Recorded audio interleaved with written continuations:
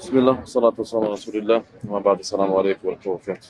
Ovo je časni Mubarak, mjestu Medina, poslanika sallallahu alaihi wa sallam.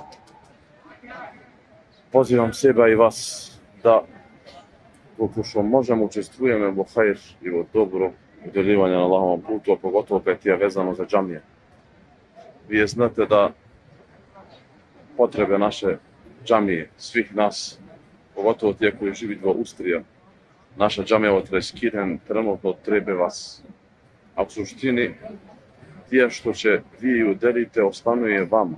Kao što poslanik sallallahu alejhi ve selleme u hadis Ajša radijallahu anha, kad je bilo poklonjena ovca, i poslanik sallallahu alejhi ve selleme je došao do doma i kad došao u dom ga veli: o Ajšo, kada je ovca tada krsne malo?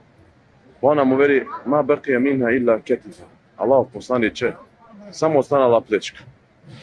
A poslanik sallallahu alejhi ve sellem veli: o Ajšo, ne veli tako, nego reći sve ostanalo tije što je udeljeno i što si dala na Allahov put.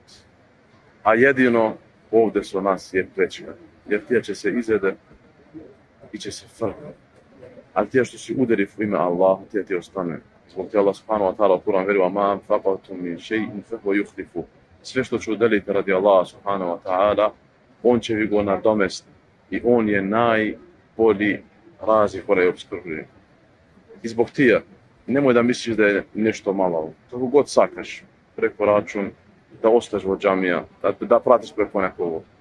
Ugradi se ovaj trajni hajrat, trajni vakuf, jer ti ako bude, inša Allah, što će dademe, tije su sebe zijem. Molim Allah subhanahu wa ta'ala da vakufi svakomu onome koji da ima makar jedan jedini euro i da mu ako bude, inša Allah, ti opišavo knjiga njegovih dobrih dijela i da sve tije što će dajeme za naša džamija, ako bude, inša Allah, go najeme tamo kao što je najprepotrebno od din koja je najpotrebniji. Masu selam, assalamu alaikum.